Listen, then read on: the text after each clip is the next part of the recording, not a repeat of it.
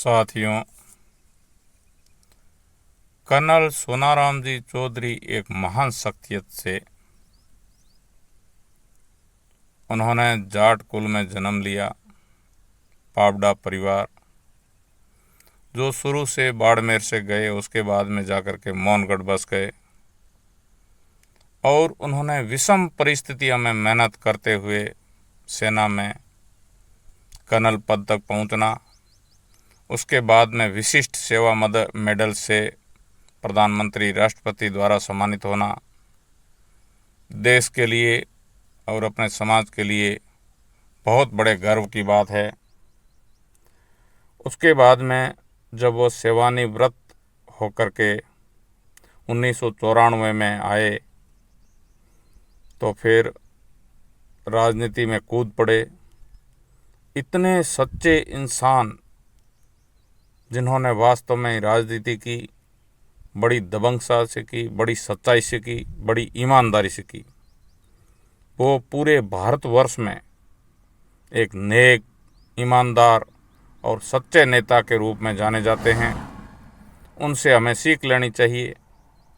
वास्तव में नेता का काम सेवा करना होता है जनता का, और वो सेवा कर दिखाई थी कर्नल सोनाराम जी चौधरी साहब ने। इस तरह से आज की पीढ़ी को भी अपने को उनसे शिक्षा लेनी चाहिए कि केवल राजनीति में जाकर के अपने पद का दुरुपयोग करना, अपने अपनों के लिए ही केवल करना, केवल पैसे कमाना, यहाँ तक सीमित नहीं होना चाहिए।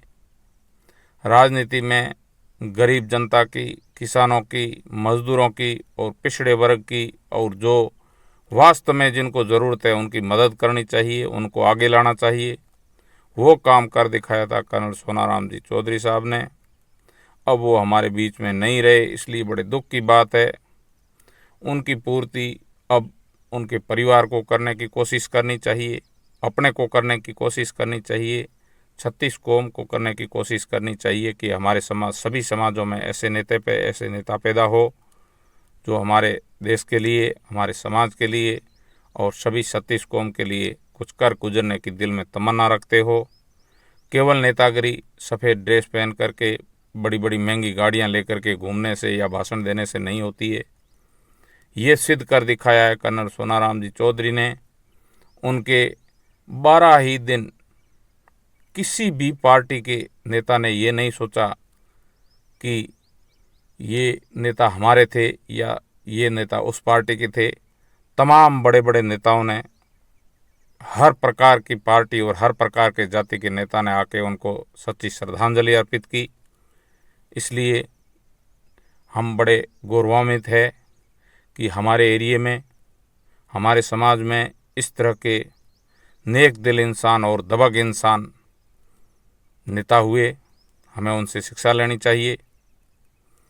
और रही बात, कुछ कमज़ोरियां हैं हमारी कि व्यक्ति जाने के बाद में हम बहुत कुछ उसके लिए गुणगान करते हैं, लेकिन जिंदा जी हम उनका कभी कभी साथ छोड़ देते हैं।